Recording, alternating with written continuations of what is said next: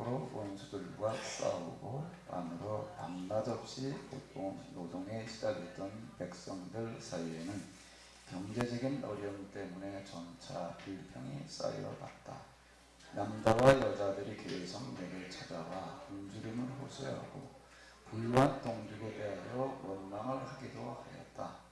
우선 농토가 없어 생활이 곤란한 이들은 이렇게 호소하였다. 우리 집에는 자녀가 많은데 우리가 먹고 살 곡식은 어디서 얻어야 합니까? 토지는 있어도 때마침 흉년이 들어서 이렇게 호소하는 이들도 있었다. 이런 흉년에 먹고 살기 위해서는 은밭이나 포도원이라도 집이라도 도당을 잡혀야 되겠습니다. 또 세금 때문에 단식하는 이들도 있었다. 우리는 임금님께 포도원의 세금을 바치기 위하여 토지를 담보로 잡히고 부유한 유다인들에게 높은 이자의 빚을 내었습니다. 결국 모든 빈민들이 부유한 이들을 향하여 이렇게 원망하였다. 이렇게 빈도의 격차가 커지면 어떻게 우리가 모두 동족이라고 할 수가 있겠습니까? 우리의 육체는 그들의 육체와 다릅니까? 우리의 자식은 그들의 자식들과 같지 않습니까? 그런데 이제는 우리가 그들에게 우리의 아들, 딸들을 노예로 팔아먹게 되었습니다. 벌써 우리 딸들 중에 여러 명은 노예 신세가 되었습니다. 그러나 우리의 농밭과 포도원이 불쌍한 딸들을 건져낼 길이 없습니다. 나는 이렇게 하늘에 사무친 부르짖음을 듣고 몹시 화가 났다. 나는 이 문제를 풀기 위하여 혼자 궁리한 것. 먼저 백성의 대표자와 부유한 지도자들을 모아놓고 꾸짖었다. 여러분은 동족들이 경제적으로 어려운 처지에 있는 것을 이용하여 어찌 그토록 파렴치하게 가난한 남자들을 착취하고 압제할 수가 있다니. 그러고 나서 나는 당장 민족대회를 배치하고 부자들을 비탄하였다. 나는 그들에게 이렇게 선포하였다. 우리는 이방인들에게 팔렸던 우리의 동족 유다인들 중에서 우리의 능력이 닿는 데까지 많은 사람을 해방시켜 조국 강산으로 돌아오게 하였는데 여러분이 또 동족끼리 그들을 다시 팔고 삽니다. 이제 우리가 불쌍한 동족들을 다시 돈을 주고 해방시켜야 되겠습니다. 그러자 어느 누구도 아무거나 답변하지 못하였다. 그래서 내가 계속 책망하였다. 지금 여러분 옳지 않은 일을 하고 있습니다. 여러분 이대로 살 것이 아니라 오로지 하나님을 경외하면서 살아야 옳지 않겠습니까? 그래야 우리의 원수인 이방인들이 우리를 조롱하지 못할 것이 아닙니다. 나와 내 형제도 내 친척과 내 부하도 온갖 곡식을 빌려주었습니다. 그러나 우리는 그 이자를 받지 않기로 작정하였습니다. 빌려준 것도 다시 받지 않기로 결심하였습니다. 그러므로 여러분도 오늘 당장 저당으로 잡아놓은 올리브밭과 포도원들과 빚쟁이들에게 돌려주고 돈과 곡식과 포도주와 올리브 기름을 빌려줄 때 이자로 받았던 100분의 1도 되돌려주시고 그러자 모든 채권자들이 나의 말에 찬성하였다. 우리는 빚쟁이들에게 모든 것을 돌려주고 더 이상 아무것도 요구하지 않겠습니다. 우리에게 말씀하신 그대로 우리가 모두 하겠습니다. 그래서 나는 제사장들을 불러 세우고 모든 채권자들이 제사장들 앞에서 더 이상 빚독소를 하지 않겠다고 맹세하도록 시켰다. 그런 다음에 나는 온 무리가 보는 앞에서 옷자락을 털어버리며 이렇게 선포했다. 누구든지 이 맹세를 지키자. 하나님께서 이를 이렇게 털어버리셔서 그가 하나님의 집과 수유에서 털려나가 빈소리가 될 것이다. 그러자 온 무리가 아멘 꼭 그렇게 될 것입니다 하고 응답하며 여호와를 찬양하였다. 그리고 온 백성은 실제로 이 맹세를 지켰다. 나는 아스가스다 왕 20년부터 32년까지 12년 동안 유다 지방의 총독으로 임명되어 일을 하였으나 나와 나의 형제들은 종들이 받는 월급을 받는 일이 없었다. 이전의 총독들은 가름주고 백성을 괴롭혔었다.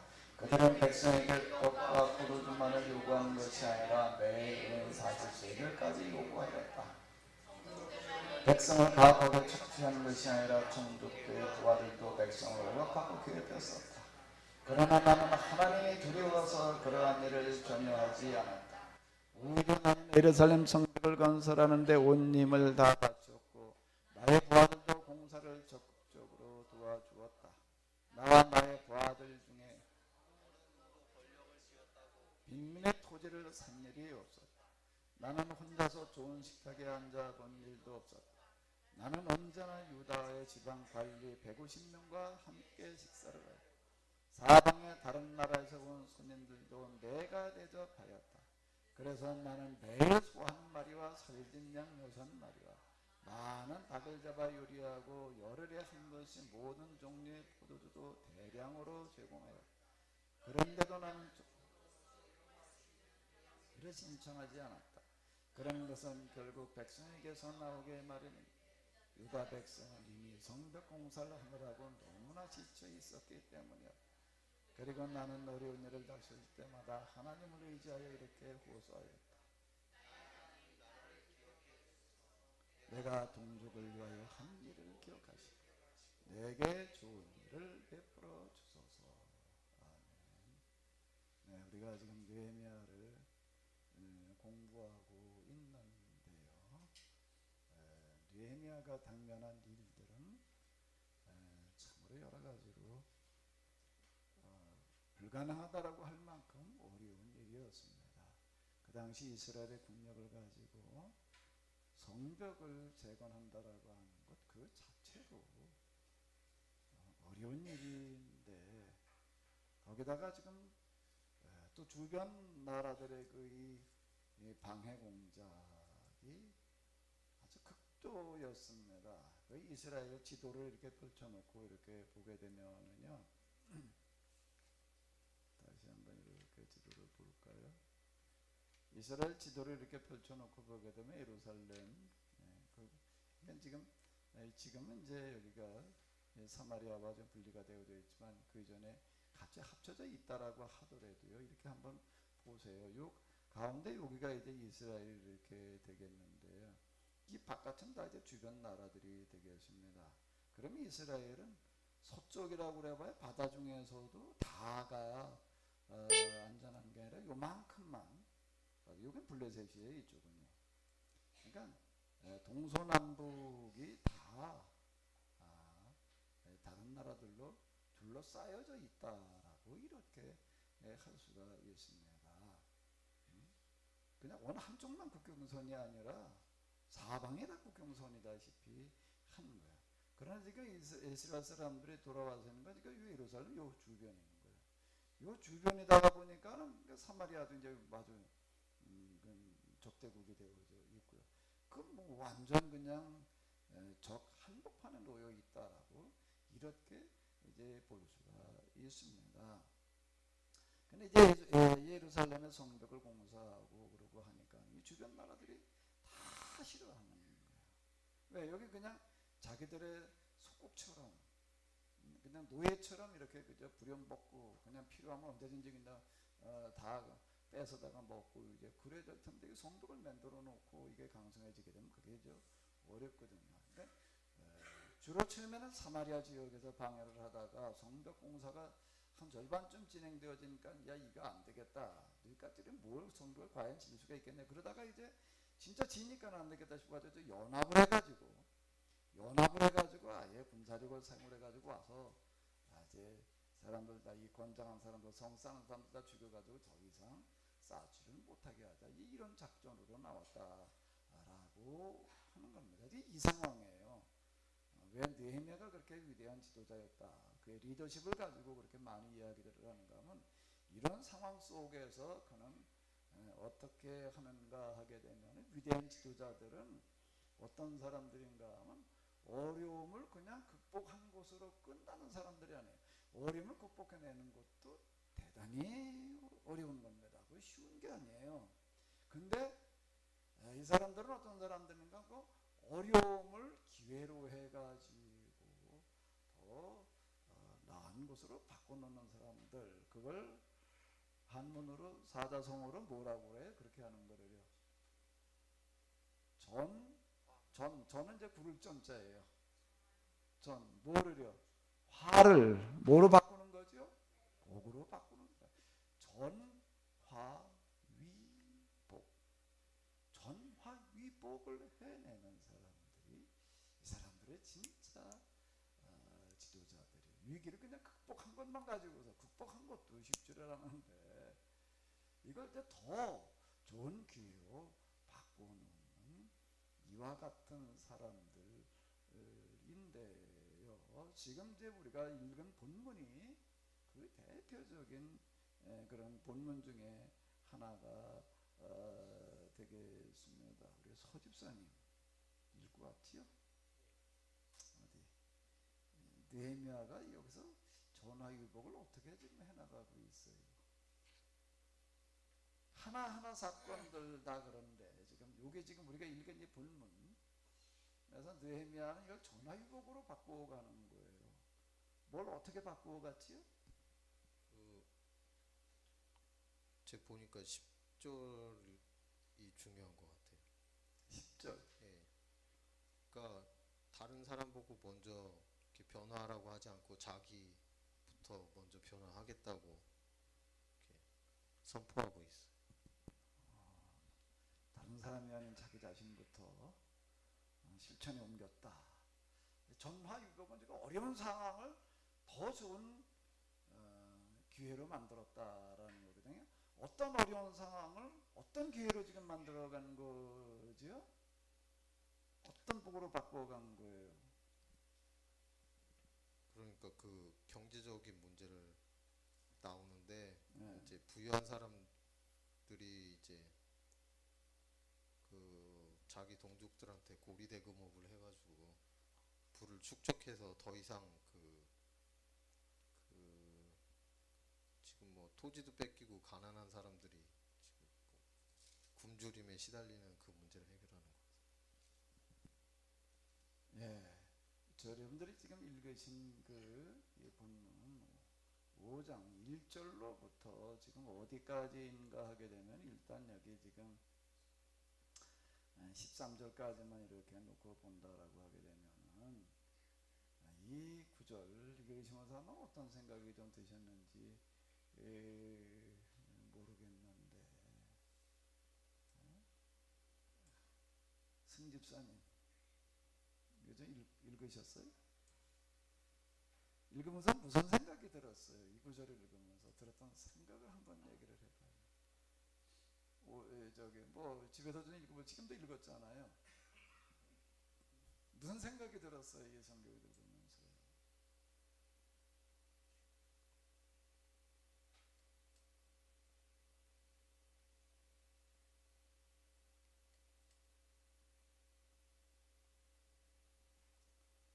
지금 우리가 같이 읽은 이 본문 특히 5장 1절로부터 여기 13절 이 내용은요 인류 역사에 이렇게 보게 되면 역사의 기록들이 참 많습니다. 온갖 기록들이 참 많은데요. 그럼 우리나라만 하더라도 뭐 여러 가지 예수님 장군이 이제 그 임진왜란 때 활동했던 그런 기록들 뭐 기타 등등 이렇게 많이 있죠. 그런데 인류 역사에 있던 기록, 특히 성경의 그 많은 이야기가 많은 기록들 가운데에서도 이건 거의 유일하다라고 이야기할 수 있는 기록이 되겠습니다. 어느 부분이 그런 거지요? 어느 부분이 그런 걸까요?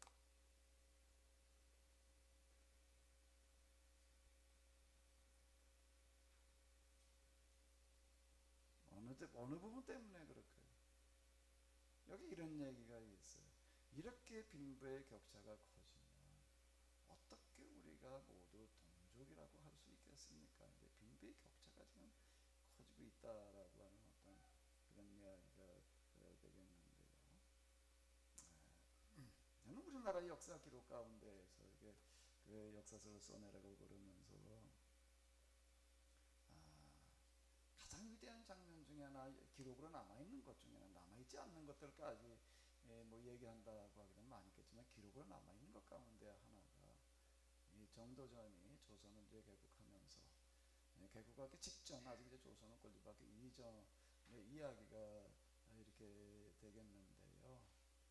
이제 토지 계획을 실천을 합니다. 토지 계획은 그 이전에도 논의들은 많이 있었지만 그걸 감히 이제 실천을 못 해내는 거예요. 근데 정도전은 그걸 이제 아주 강력하게 밀어붙여가지고 실천을 하는데 전국에 있는 토지 문서들을 다 모아다가 개경 그것도 어딘가 한복판 사골에다 갖다가 써놨는데 이게 산더미처럼 많았다 이렇게 이야기를 합니다.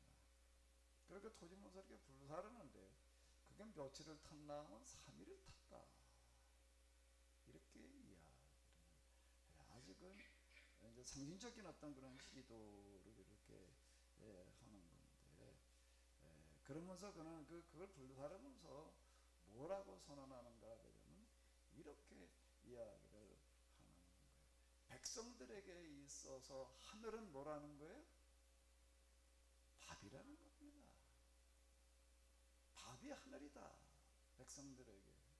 그리고 임금에게 있어서 한 나라를 이끌어가는 임금 왕에게 있어서 하늘은 뭐라는 거예요? 백성이다.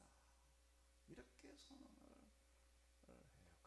이 구절은 나중에 이제 세종대왕이라고 이렇게 대왕자를 붙여가지고서 이제 이렇게 늘 이야기를 하고 세종대왕이 또 늘 입에 달고 살았던 것 같은 구절이다라고 이렇게 이야기를 하는데요. 전국의 토지 문서를 갖다가 한 곳에 모아놓고 3일 동안 불태우는 그와 같은 그 장면은 인류 역사에서요 거의 없어요. 우리는 우리나라의 역사 속에 얼마나 위대한 일들이 들어있는지 아주 잘 모릅니다. 그리고 이제 새로운 시대를 열어가는 어떤 그런 이제 조선을 이렇게 개국을 하게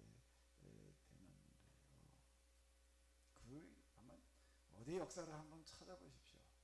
그런 장면을 어디서 찾을 수 있을지.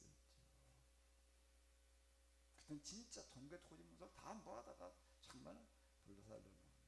그리고 또 그는 그 다음에 뭐를 하는가 하면 사병 협파를 하는데요. 그건 왕자들에게까지도 똑같이 적용을 하는 거예요.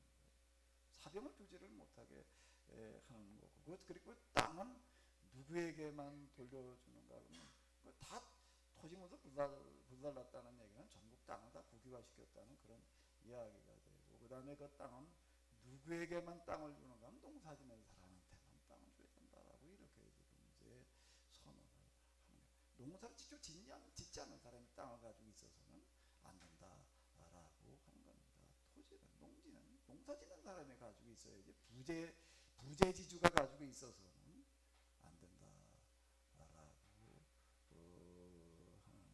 이번에 뭐 이제 문재인 정부에서 뭐 헌법 개정을 이렇게 시도를 하고 그런데 뭐 별로 잘 알려지지는 않은 것 같은데 거기에 이제 아마 토지제도도 들어가 있는 것 같아요. 그 신의 한배 그 사람하고 이제 이렇게 통화하다가 보니까 이제 헌법에 지금 이 토지제도의 문제를 좀 거기에 뭘 어떻게 하려고 그런다라고 해서 지금 엄청 바쁘대요. 늘 뭐 인터뷰에다가 뭐 어떻다 말이야 뭐 이제 이런 얘기를 하더라고요. 이제 그분들 얘기가 여기 언제 한번 뭐 저한테 또 인터뷰를 하러 오겠다 한번 이제 이런 토지 문제 때문에 이제 이런 얘기를 하던데요. 토지를 다 국유화시켜가지고 농지 농사 짓는 사람에게만 가지게 하는 건 말처럼 그 쉬운 일이야. 만약에 오늘 우리나라가 그렇게 지금 하려고 그런다라고 하게 되면요, 글쎄 쉬운 일일까요? 혁명이 일어날 일이에요. 혁명적인 어떤 조치가 아니고서는 할 수 없는 것을 말하는 겁니다. 근데 지금 여기 느헤미야에서 우리가 읽고 있는 이 얘기가요, 인류 역사에서 찾아볼 수 있는 지금 정도전이 했던 그런 조치와는 또 다른 차원의 이야기가 되는 건데요. 지금 우리가 읽은 이 짧은 내용 이거가 뭔 얘기인가 하면 인류 역사에 있는 기록 가운데서 가장 위대한 장면이에요. 근데 우리는 그 읽으면서도 그걸 뭘 잘 몰라요. 그냥 그랬나 보다 그러고 넘어갑니다. 그런 이유는 왜 그런가 하게 되면 우리가 역사라는 걸 잘 모르기 때문에 그래요. 과거 인류 역사에 있어서 가장 중요한 쟁점과 핵심이 무엇이었는지에 대한 이해가 없다가 보니까 무엇 때문에 이렇게 수많은 전쟁들이 일어나고 수많은 혁명이 일어나고 그런 많은 문제들이 있었는지 그 핵심이 뭐가 있었는지에 대해서 우리가 명확하게 이해를 하지를 못하고 있다 보니까 여기에 지금 기록되어져 있는 일이 얼마나 지금 대단한 걸 기록하고 있는지를 지금 모르는 거예요.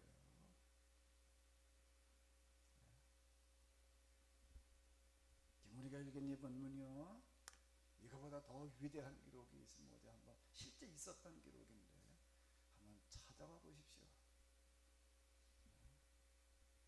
자, 여기 와가지고 좀 이렇게 얘기를 하는 거예요. 전화 위복으로 바꿔간다라고 하는 거. 진정한 지도자는 어떤 사람들인가라고 하는 거 이제 바로 이겁니다. 밖으로는 원수들과 싸우고 안으로는 밤낮 없이 보행 노동에 시달리던 백성들. 지금 진짜 그런 거예요. 아주 이렇게 통역전으로 그냥 지금 전 국민들을 다 동원해가지고 지금 성 쌓는 작업에 나아가게 된, 앞에 기록들에 보게 되면 거기 여러 기록들 가운데 딸들도 동원을 해가지고 성을 쌓았다 뭐 이제 그런 이야기가 나오고 있는데, 남녀노소 가릴 거 없이 그냥 다 달라붙어가지고 지금 통역전으로다가 이렇게 나아가는. 근데 밖에서는 또 그냥 주변 나라들이 연합으로다가 공격을 해가지고서 그냥 아주 다 죽여 없애자, 지금 가장 어려운 상황을 지금 이야기를 하는 거예요. 그런데 여기다가 또 하나 뭐가 있는가 하게 되면은 이렇게 지금 시달리고 있는데 경제적인 어려움 때문에 점차 불평이 쌓여. 남자와 여자들이 계속 내게 찾아와 굶주림을 호소하고,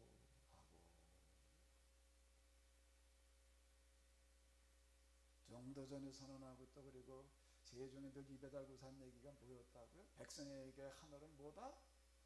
밥이다. 밤새 해결을 해주는 거가 가장 중요한.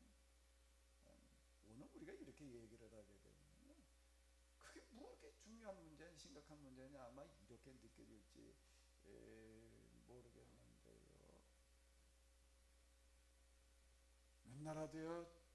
우리나라도 하루 3끼 찾아먹기 시작한 거가 우리나라 역사 이래로 하루 3끼, 아침 점심 저녁까지 3끼를 찾아먹기 시작한 거가 80년대 이후라고 얘기를 하고 있습니다. 우리 어렸을 때만 해도 보릿고개라는 얘기 많이 들었어요.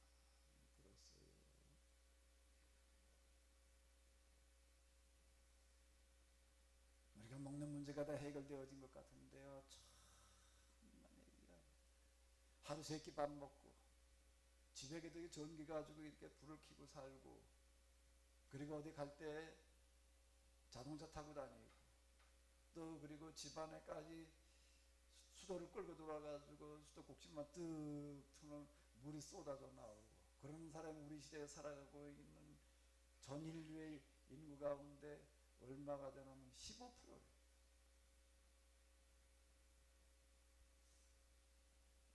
우리는 하나님 앞에 감사해야 돼요. 그리고 죄송한 줄 알아야 돼요. 세상 사람들 다 이루고 살고 있는 줄 아는데 천만의 얘기.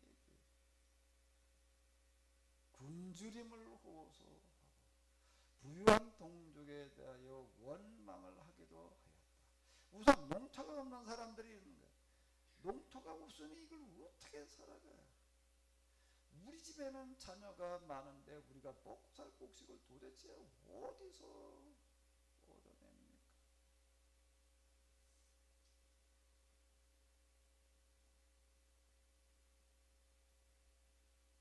고대에 있어서 땅이라고 하는 것, 농사짓는 땅이라고 하는 것은 곧 생명이었어요. 근데 이걸 잃어버리면 살 방법이 없는, 그 땅이 없는데 우리가 당장 그렇게 애들은 이렇게 많은데 이걸 도대체 뭐 어떻게 먹고 살아가야 됩니까? 어디 가서 나쁜팔이라는 게 어디 가서 그렇게 일할 때가 있나요? 우리 성경에서도 이렇게 보듯이 신약 성경도 예수님께서 얘기하시는 그런 비유에서도 나옵니다. 6시가 되게 되면 일이 끝나는 시간인데 5시까지 집에 돌아가지 못하고 아침에 새벽밥 먹고 일 나온 사람들이 집에 돌아가지 못하고 뒷거리에서 서성거리고 있는 이야기가 있어요. 왜 일을 가지 않고 이렇게 서성거리고 있느냐? 우리를 불러다가 일 시켜주는 사람이 없습니다. 이렇게 이야기를 합니다. 우리는 나와도 하루 일을 해야지 돌아갈 때 내가 봉지쌀 한 봉지를 사가지고 가. 그리고 이걸 또 끓여 먹어야 될 터인데 집에 그냥 빈손으로 돌아갈 수는 없고 일 시켜주는 사람은 없고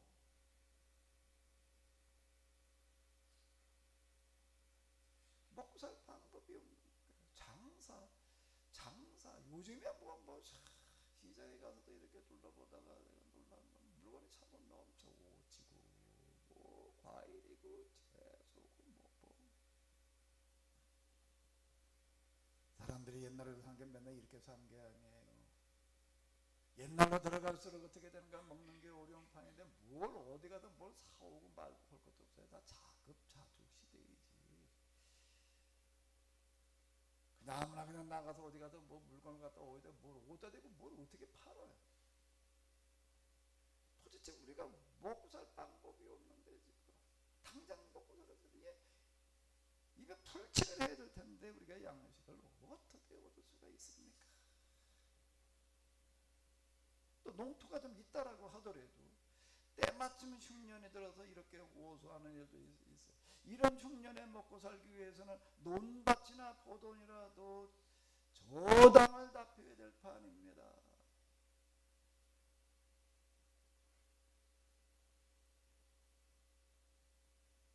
저당을 잡힌다는 이야기는 뭔데? 다시 찾으면 되지라고 생각될지 모르지만은요. 요즘 사업이 망해가지고 지 담보로다가 뭐 이렇게 돈 뺐었다가 부도가 나가지고서 그거 다 넘어가는 거고 똑같은 얘기예요. 저당 잡힌다는 그냥 넘어간다는 얘기예요. 지금요. 당장 사업하다가 지금 부도 나가지고서 집이금 보고 있는 거 다 하나 지금 빚 때문에 올라가게 되는 거 그 상황을 가지고 소소하고 있는 얘기예요. 지금요. 또 세금 때문에 탄식하는 일도 있었다는 거예요.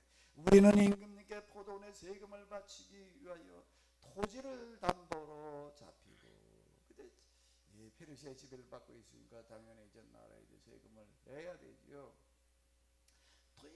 돈이 없으니 포도원을 가지고 있다라고 하더라도 지금 뭐 농들좀 가지고 있다라고 하더라도 또 이게 토지세라는 게 나와요. 요즘 재산세가 나오는데 이걸 낼 방법이 없는 거예요. 먹고 살 것도 없으니 이거 돈을 뭘 가지고 어떻게 내요? 토지를 담보로 잡히고 부유한 유다인들에게 높은 이자의 빚을 내었습니다. 결국 모든 빈민들이 부유한 애들 향하여 이렇게 원망해. 내가 이렇게 빈배의 격차가 커지만 우리가 어떻게 동족이라고 할 수가 있겠습니까? 우리의 육체는 그들의 육체와 다릅니까? 이건 다 똑같지. 기분 다 똑같지. 먹는 거를 똑같이 먹어야죠. 먹는 거를 재산의 차이 때문에 차이가 나게 되면 눈에 불꽃이 튀는 겁니다. 개 이렇게 키우면서 이렇게 보게 되면 개 여기 몇 마리, 고양이 몇 마리 그러고 있는데 어느 한 놈한테나 뭘 주고 딴 놈한테 안 주면은요 난리 나요. 가서 조금인 대로 그냥 나눠줘야지요. 그러면 이놈들 그냥 가만히 있는데요. 뭐 어디 하나만 주고 딴 놈한테 안 주면은요. 붙들어 매놨으니까 그렇죠. 붙들어 매놓지 않았으면 와서 그냥 서로 뭐 물어 죽이려고 달라 그래요. 또 개한테만 주고 고양이한테 주면 고양이들은 와가지고 또 난리 칩니다. 우리 난 왜 안 주니?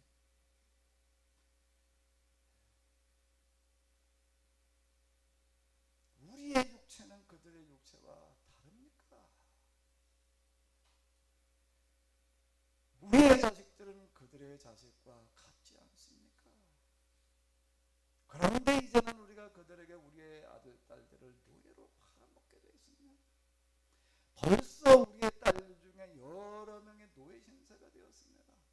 그러나 우리의 논밭과 포도원이 이미 부유한 사람들에게 넘어갔기 때문에 불쌍한 땅들을 건져낼 길이 없습니다. 여러분들이 이런 상황이 됐다고 생각을 해봐요.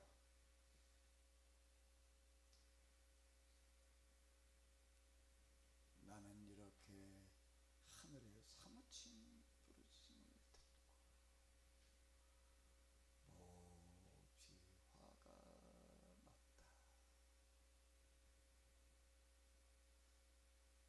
이제 의분 이렇게 이야기를 할 수가 있는데요.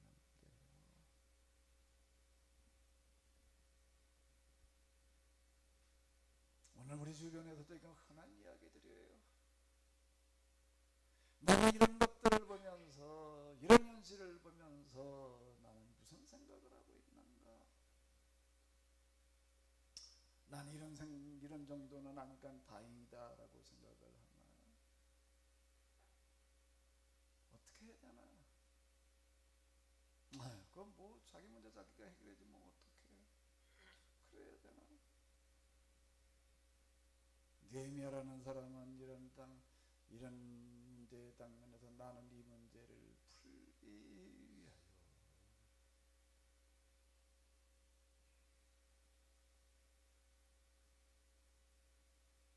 혼자 국면 끝에 자기의 한 구절 속에 느헤미야의 많은 것들이 담겨져 있습니다. 그건 하루 이틀에 이게 풀려졌을 문제도 아니고 그 시간 동안 그가 어떤 마음, 어떤 생각, 어떤 감정과 기분을 가지고 있었을지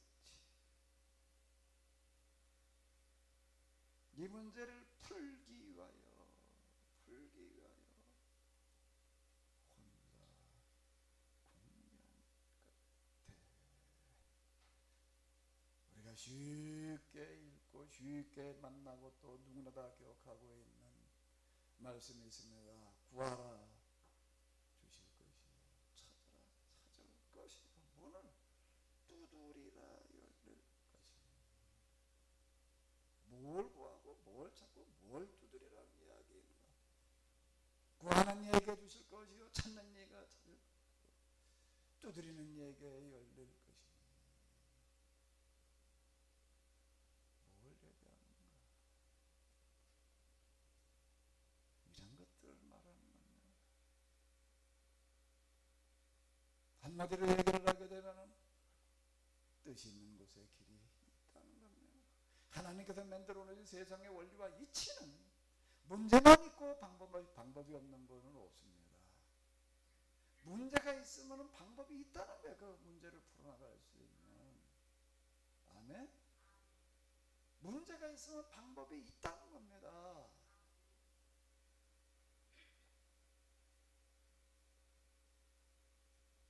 세상에 있지. 그러니까 호랑이한테 물려가도 속담에도 있어요. 호랑이한테도 물려가도 어떻게 된다고요?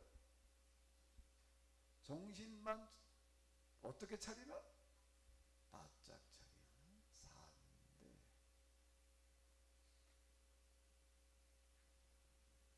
여기서 어떤 분이 기도하러 갔다가요. 우리 바로 위에 세대의 사람들인데 그때는 기도를 하러 많이 다녔습니다. 대한수도원이라는 데가 있었어요. 이건 기도를 하러 많이 갔는데 제가 한탄강변에 철원에 가면 있습니다. 거기 기도를 하러 밤에 이렇게 나갔다가 이 사람이 호랑이를 보고서는 얼마나 놀랐는지요. 얼마나 놀랐는지 그냥 허겁지겁 도망와가지고 며칠 동안 헛소리하다가 죽더래요. 실제 그 대학 축도원 얘기예요. 그 기도하러 왔다가 오리 보고도 며칠 아주 헛소리하고 그냥 뭐 그러다가 죽더라 말이에요.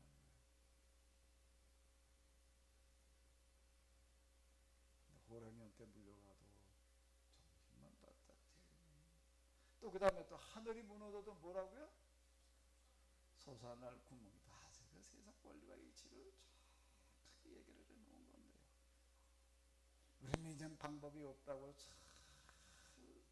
속단할 일이 아니야.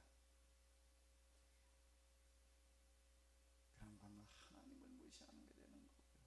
하나님은 모든 곳에 길이 되시는 줄로 믿습니다. 그러니까 말씀하시는 게 나는 제일 처음에 뭐라고요? 14장 6절 나는 처음에 뭐라고 얘기를 하시는 게 나는 길이요. 길이라고 이렇게 먼저 얘기를 하시는 거예요. 나는 생명이요라고 먼저 얘기를 하지 않아서 나는 진리라고 먼저 얘기를 하지 않아서 나는 길이요. 이렇게 얘기를 하시는 나는 이 문제를 풀기 위하여 혼자 궁리한 것. 느헤미야의 궁리라는 게 뭐였는가?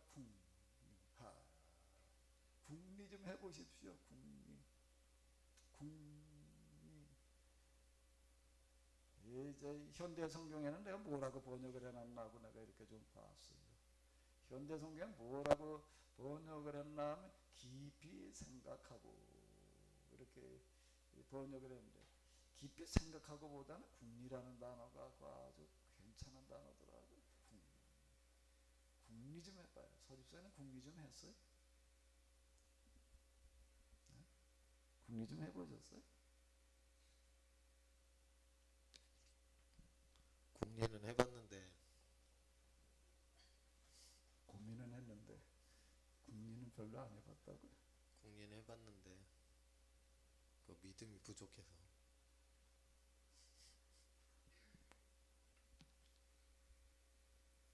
진짜 궁리를 한번 해보세요.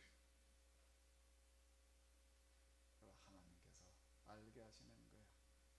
그걸 가리켜서 우리는 뭐라고 성경에서 얘기하는 영감이라는 거는 계시라는 거 이런 걸 얘기를 하는 겁니다.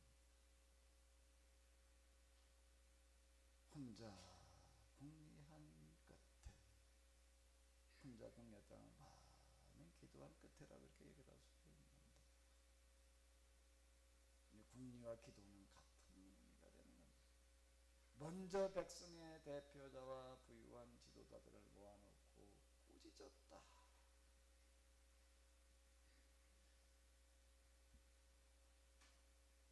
한번 같이 읽어보시도록 하겠습니다. 여러분은 동족들이 경제적으로 어려운 처지에 있는 것을 이용하여 어찌 그토록 파렴치하게 가난한 백성들을 착취하고 압제할 수 있다는 어려운 처지에 있는 것을 이용해 먹고 있다는 겁니다. 이게 무슨 얘기일까요? 이용한다는 얘기가 무슨 얘기일까요? 요즘은 조금 다르지만요. 요즘 사실 뭐 크게 다르지는 않은데 그대로 올라갈수록요. 대지주가 되는 거예요. 조금만 가지고 출발을 하게 되면 그렇게 어려운 문제가 아니에요. 왜 그런가 하면 항상 이게 어떤가 하게 되면 해마다 풍년되는 경우도 없고 해마다 흉년되는 경우도 없는데 그러니까 이따금 가다가 이렇게 이제 흉년이 옵니다. 흉년이 오게 되면 오늘 우리는 그냥 뭐 양서 사다 먹으면 되지 뭐 곡식집 가고 올라갔다 그래봐야 거기서 거기고 그러니까 이게요 옛날에는 흉년이 한번 들게 되면 곡식값을 이렇게 폭등을 합니다. 평소에 뭐 2배, 3배 뭐 이 정도는 얘기도 아니고 성경에서도 이렇게 보거든요. 10배, 20배 올라가는 어떤 이제 그런 걸 우리가 이렇게 볼 수가 있는. 그러면 뭐 살 수가 없는. 그거 내다 팔 수 있는 건 다 파는 겁니다. 당장 먹고 살아야 되니까 어떡하나. 당장 팔 수 있는 게 뭐예요? 짐승 내다 파는 거고. 그러니까 저 창세기 보게 되면 거기 저 요셉의 얘기 가운데 그런 거 있잖아요. 실제 흉년이 되니까 제일 먼저 내다 팔아먹는 게 짐승 내다 팔아먹는 거고 두 번째 팔아먹는 건 뭐예요? 땅을 파는 거고. 세 번째 파는 건 뭐 파는 거예요? 집 파는 거고. 그 다음에 파는 건 뭐예요? 몸뚱아리 파는 거예요. 순서대로 파는 그런 이야기를 우리가 이렇게 보게 됩니다. 양식값은 그냥 급등해가지고 10배, 20배가 부르는 게 값이 돼버리고, 너도 나도 그냥 짐승을 내다 파니까 짐승값은 폭락을 해버리지. 짐승은 못 가니까 파고 없이 그냥 잡아먹으면 된다 이렇게 생각할 수도 있겠지. 그 다음에 이게 땅은요, 흉년이 들어가지고 당장 뭐 양식이 없으니 내다 팔려고 그러니까 너도 나도 팔으려고 하니까 땅값은 폭락을 하는 거예요. 양식값은 급등을 하고 땅값은 폭락을 하고. 그럼 어떻게 하나? 양식은 어떻게 파는 거예요? 비싸게 팔고. 땅은 어떻게 사는 거예요? 헐값으로 사는 거예요. 그거를 뭐라 그러는가 하면 이거 여기서 얘기하는 게 이 얘기예요. 그 어찌 이 경제적으로 어려운 처지에 있는 것을 이용하여, 경제적으로 어려운 처지에 있는 것을 이용한다는 걸, 이걸 얘기를 하는. 그게 뭐 잘못한 거냐 말이에요. 뭐 잘못한 거냐 이제 이렇게 얘기할 수도 있는데 성경에서는 그게 용납이 안 된다는 거예요. 이용하여 어찌 그토록 파렴치하게 가난한 사람들을 착취하고 압제할 수가 있단 말이에요.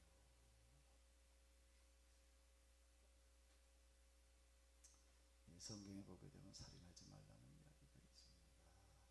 그 이야기는요, 살인하지 말라라는 조항이라고 하는 건 그거는 조금 나가 이렇게 발전하는 데는 어디나 다 있는 얘기예요.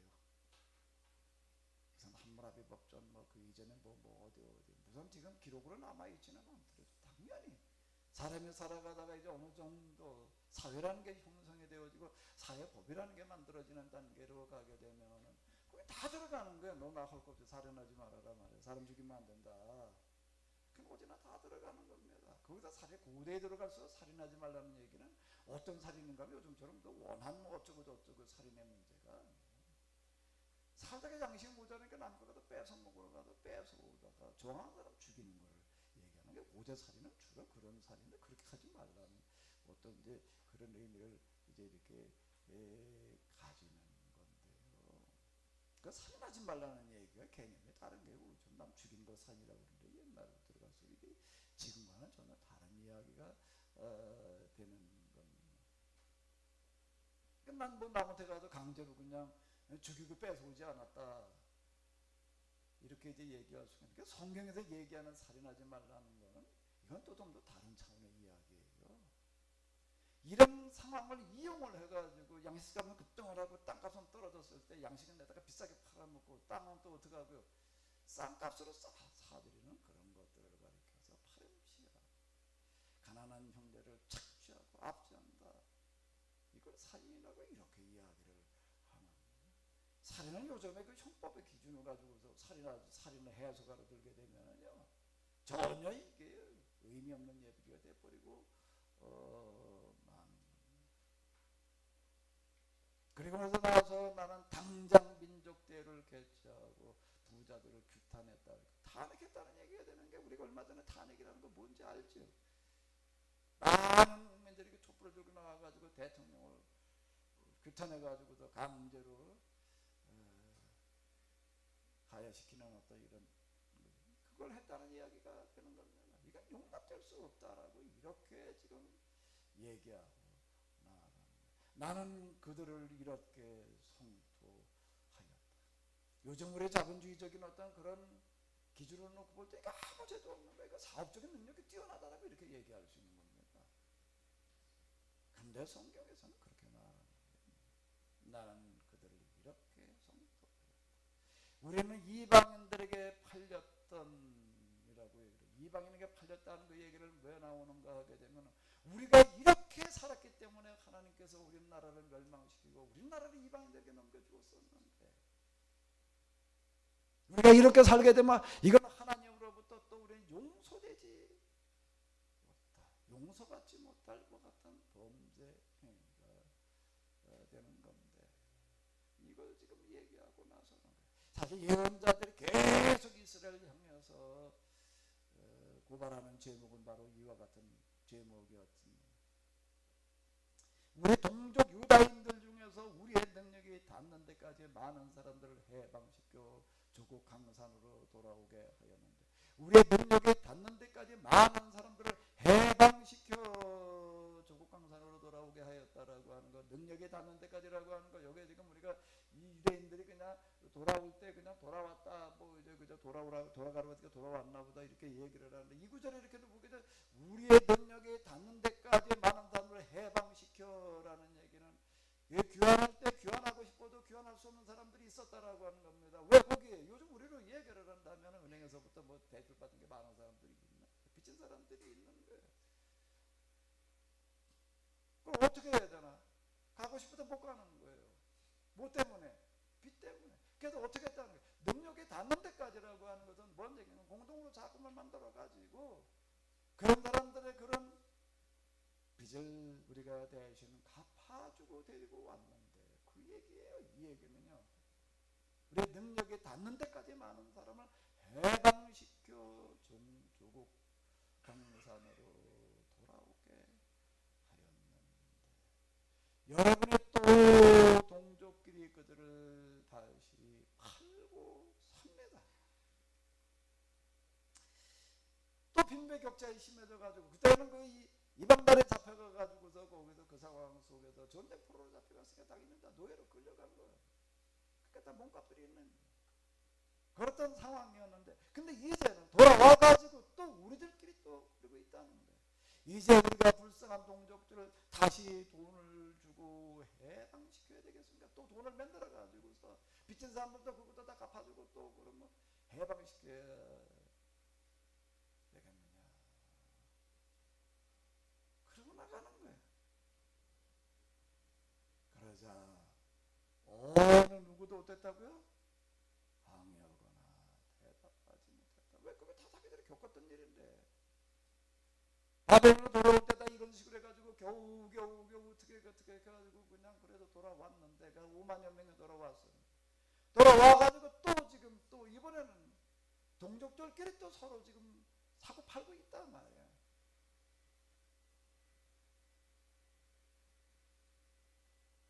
우리가 그래서 해야 되겠느냐? 그래서 내가 계속 충망했다. 지금 여러분 옳지 않은 일을 하고 있습니다. 여러분은 이대로 살 것이 아니라, 뭐라고? 여기 한번 읽어보시기 바랍니다. 하나님의 두렵지 않습니까? 여기 이 4장에도 그렇고 5장에도 그렇고 느헤미야가 하는 이야기 가운데 하나님을 두려워해서 라는 이런 표현이 여러 번 나오고 있습니다. 진짜 신앙이 있는 사람은 하나님을 의식하는 사람이에요. 그냥 생각으로는, 마음으로 하나님 인정을, 그럼 이 세상 만드셨지, 지금도 살아계시지, 그리고 뭐 세상 역사도 주관하시지, 인간의 생사와 거기 다 그분 손에 달려있지. 그런데 정작 하나님을 두려워하나요? 하나님을 무서워하나요? 하나님을 크게 생각을 하나요? 하나님이 더 중요한가요? 돈이 더 중요한가요? 하나님이 더 크게 보이나? 돈이 더 크게 보이나? 실제 삶 속에서 어떤 것? 오직 이렇게 서로 그저 돈만 생각하면서 하나님을 무시하고 살아가야 될 것이 아니라 오로지 하나님을 두려워하면서 살아야 하지 않겠습니까? 그래야 우리의 원수인 이방인들 우리를 조롱하지 못할 것이 아닙니까? 왜? 이방인들이 다 조롱하는 거야. 그건 뭔데 여호와라 하나님 믿는다고 말, 너 하나님 어떤 분이라고 뭐 떠들이고, 너가 사는 거 우리가 사는 거 뭐가 다르냐? 그 조롱한다는 거예요. 오늘 우리가 다 그 짝이야 지금. 세상 사람들이 교회 다니다 다 조롱하고 있어요. 왜? 아니 뭐 교회 다니다고 뭐 달라?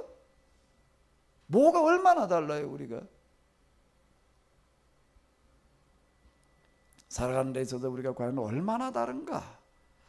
아, 야, 교회 다니는 사람 뭐가 좀 달라?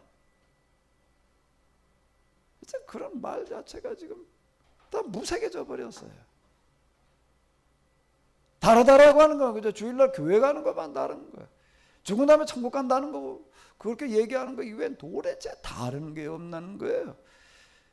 그래야 우리의 원수인 이방인들이 우리를 조롱하지 못할 것이 아닙니까? 뭐 때문에? 야, 이 사람들은 보니까 이게 동족들끼리 서로 거기는 빈배격차라는 게 없고 흉년이 들었다고 해가지고서 곡식값이 다 그냥 다른 데는 그냥 몇 배씩 10배 20배씩 뛰는데 거긴 흉년이 들었다고 해가지고서 곡식값이 더 올라가지를 않고 그걸 기회로 해가지고서 더 돈 벌 궁리하지 않는다는 거예요.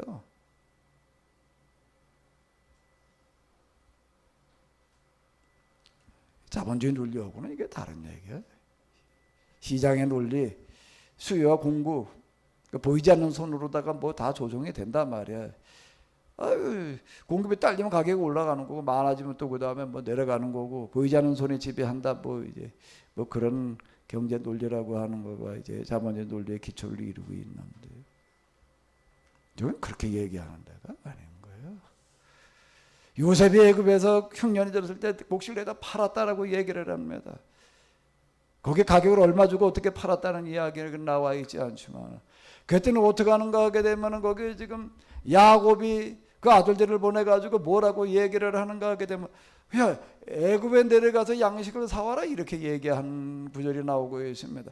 양식 사러 갈 때 고기밖에 없나? 그 먼 데까지 곡식을 사러 가야 되나? 주변에 얼마든지 있지요. 근데 소문이 나는 거예요. 뭐라고 소문이 나는 거지요? 이야, 지금 이게 흉년이 이렇게 계속되다가 보니까 양식값이 그냥 치솟아 가지고서 이게 다 금값이 돼버렸는데, 근데 애굽이라고 하는데 거기에 어떤 총리라는 사람이 직접 양식을 관장하라고 하는데 그 사람은 평년 가격 그대로 판대더라. 그러니까 거기까지 사러 가는 거예요. 여러분 같으면 어디로 사러 갈 거예요? 거기밖에 살 데가 없다 그래서 갔기도 했겠지만은요. 그랬을까요? 돈 벌려고 하는 사람들은 언제나 있어요. 사재기 해놓고서 그냥 교회만 있으면 그냥 비싸게 돼. 많은 힘은 남기고 팔으려고 그러고 얼마든지 있습니다. 요새는 그렇게 하지 않았다는 거예요. 나중에 백성들이 하는 고백 속에도 들어있습니다. 주께서 우리를 살리셨으니.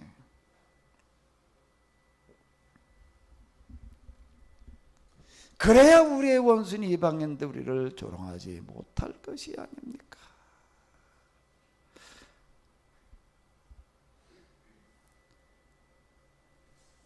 나와 내 형제도 내 친척과 내 부하도 돈과 곡식을 빌려주었습니다. 그러나 우리는 그 이자를 받지 않기로 했습니다. 빌려준 것도 다시 받지 않기로 결심하였습니다. 이자를 안 받는 건 물론이고 원금도 우리는 안 받겠다. 그러므로 여러분도 오늘 당장 저당으로 잡아놓은 올리브밭과 포도원과 집들을 빚진 이들에게 돌려주고 돈과 곡식과 포도주와 올리브 기름을 빌려줄 때 이자로 받았던 100분의 1도 되돌려 주시오. 그러자 모든 채권자들이 나의 말에 찬성하였다. 우리는 빚진 이들에게 모든 것을 돌려주고 더 이상 아무것도 요구하지 않겠습니다. 우리에게 말씀하신 그대로 우리가 하겠습니다. 그래서 나는 제사장들을 불러 세우고 모든 채권자들이 제사장들 앞에서 더 이상 빚독촉을 하지 않겠다고 맹세하도록. 그런 다음에 나는 온 무리가 보는 앞에서 옷자락을 털어버리며 이렇게 선포하였다. 누구든지 이 맹세를 지키지 않으면 하나님께서 그를 이렇게 털어버리셔서 그가 하나님의 집과 소에서 털려나가다 빈털터리가 될 것이다. 그러자 온 무리가 아멘, 꼭 그렇게 될 것입니다 하고 응답하며 여호와를 찬양하였다. 그리고 온 백성 실제로 이 맹세를 지켰다. 여호와를 찬양한다는 게 뭐지요? 찬양한다는 게 뭐야? 찬송으로 음악을 만들고 가사를 만들어 가지고 하나님 찬양.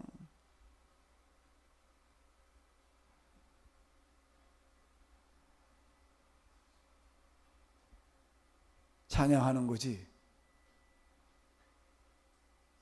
저 지금 교회 나가니까 많이 부르는 노래가 있더라고요. 예수님 찬양, 예수님 찬양, 예수님 찬양합시다. 박수 쳐가면서 노래 부르면 그게 하나님 찬양인가 과연? 빈 말로만 떠들어대는 게 과연 그게 찬양인가요?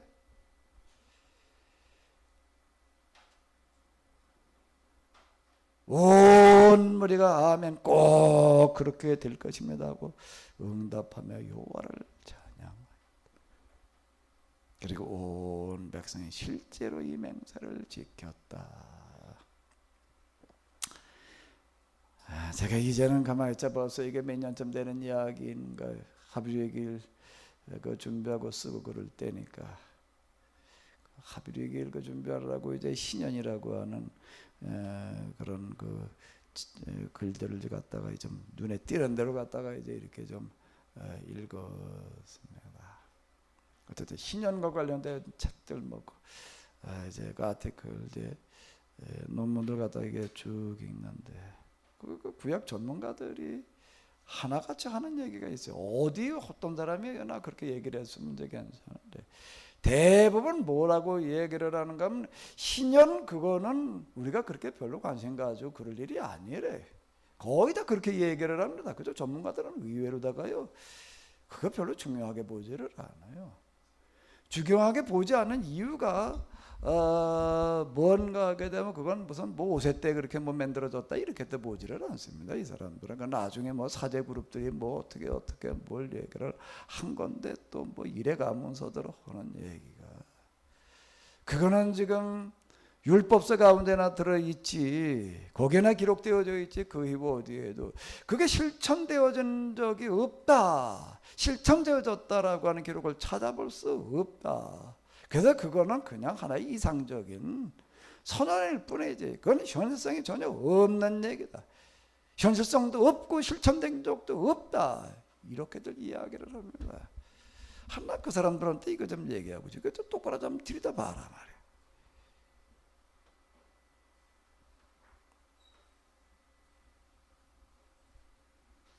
구약을 전공해도 신년을 가지고 가르치는 사람들이 그렇게 가르치고 있으니 근데 그 관심도 안 가져요.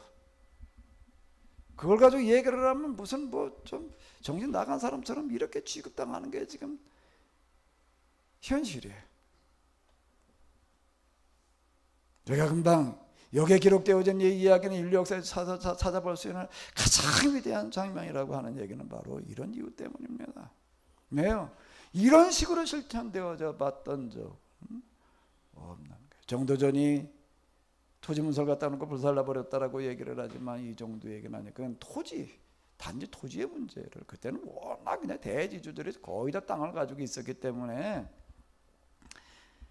대지주들이 땅을 가지고 대지주 땅들을 몰수했다는 그런 얘기죠. 토지개혁이라고 하는 어떤 그런 얘기는. 그리고 농사 짓는 사람들에게만 나눠주겠다라고 하는 이런 걸 선언하는 어떤 그런 이야기입니다. 네, 여기에 이 이야기는 그것보다 한참 더 나가는 그와 같은 이야기가 되는 겁니다. 땅을 돌려주는 것, 집을 돌려주는 건 말할 것도 없고 우리가 그들에게 빌려준 돈, 이자, 기타 등등 우리는 아무것도 요구하지 않겠다라고 이렇게 선언을 하고 있습니다. 느헤미야가 여러 날 이걸 어떻게 해결해야 될까 하고 궁리를 했다고. 느헤미야의 궁리라는 게 무슨 궁리죠? 무슨 궁리예요? 그러니까 어떻게 하는 거예요? 아까 서집사님 얘기했던 우리가 한번 같이 읽어보도록 하겠습니다. 한번 읽어보겠습니다. 나와 내 형제도 내 친척과 내 부하도 돈과 곡식을 빌려주었습니다. 그러나 우리는 그 이자를 받지 않기로 작정하였습니다. 빌려준 것도 다시 받지 않기로 결심하였습니다. 이걸 해결하기 위해서는 어떻게 해야 될 것인가? 이 문제가 해결되어지지 않고서는 뭐 성 하나 쌓았다고 될 노릇도 아니고 성 쌓는 것 자체도 지금 이게 지금 성 쌓다가 다 지금 뭐 싼판 나게 생긴 거고 이걸 어떻게 해야 될 것인가라고 하는 그의 궁리 가운데 뭔가 하면 아까 우리 서집사님 얘기한 대로 실천하고 나가는 거예요. 실천을 먼저 선언하면서 이걸 독려하는 수밖에 없다라고 하는.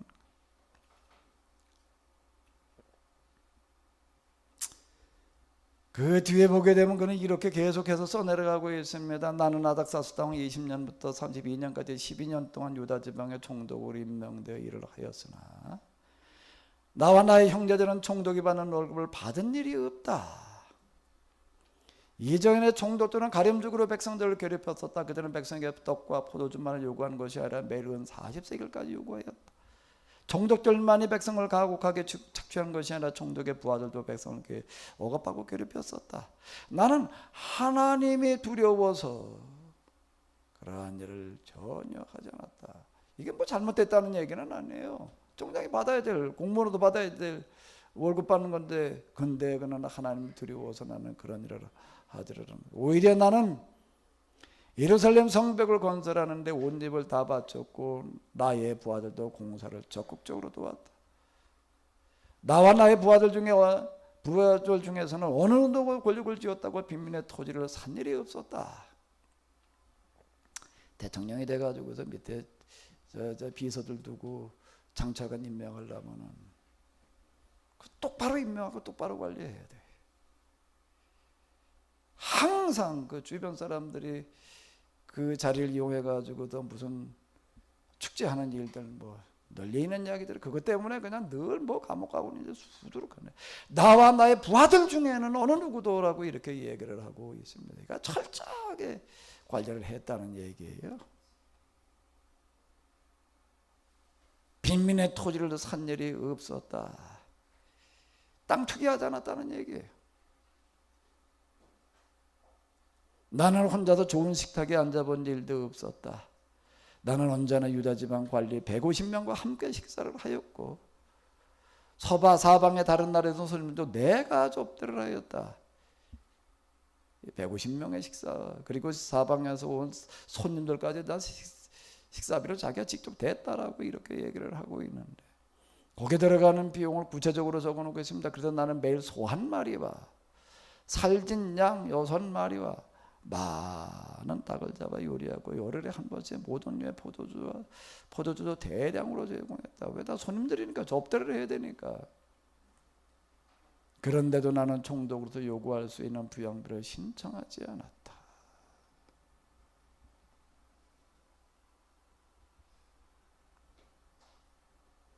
그런 것은 결국 백성에게서 나오게 마련인데, 유다 백성은 이미 성벽 공사를 하느라고 너무나 지쳐 있었기 때문이다.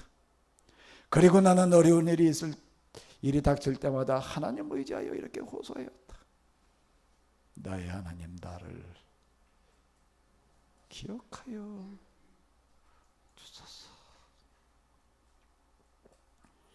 내가 내 동족을 위하여 한 이 모든 일을 기억하시고 내게 좋은 일을 베풀어 주소서.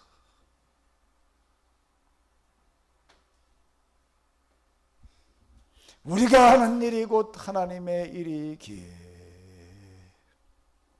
느헤미야라는 사람의 지도력이라는 것은 그 신앙에서 나오는 거예요. 그래서 항상 나는 하나님을 두려워서 내가 그렇게 할 수가 없어. 나는 하나님을 두려워서. 실제로 그분은 지금 여기에서 우리의 심정을 다 살펴보시는 분이에요.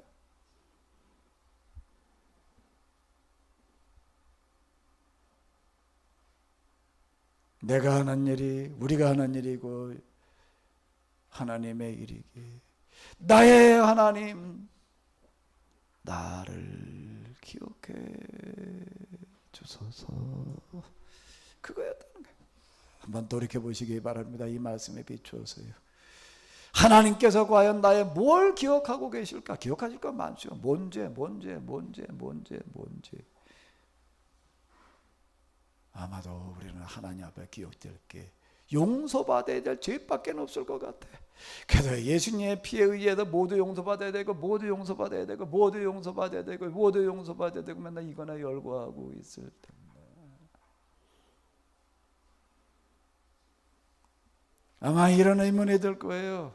어우, 느헤미야는 도대체 돈이 어디서 나가지고 이렇게 매일 소 한 마리, 살진 양 6마리, 많은 닭을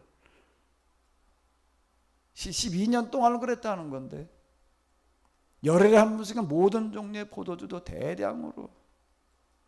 참, 물론 그가 페르시아에 있는 동안에 고위직에 있었으니까 뭐 좀 가지고 있는 어떤 게 좀 있었겠지요. 그래도 12년 동안 이렇게 쓸 만큼 있었을진 참 의문이에요. 매일 소 한 마리라는 얘기가 이게 그렇게 쉬운 얘기가 아닌데, 사제를 털고 어쩌면 그런 빚을 져가면서도 이렇게 했다라고 하는 거예요. 나의 하나님, 나를 기억해 주소서. 내가 내 동족을 위해서 한 일을 기억해 주소서.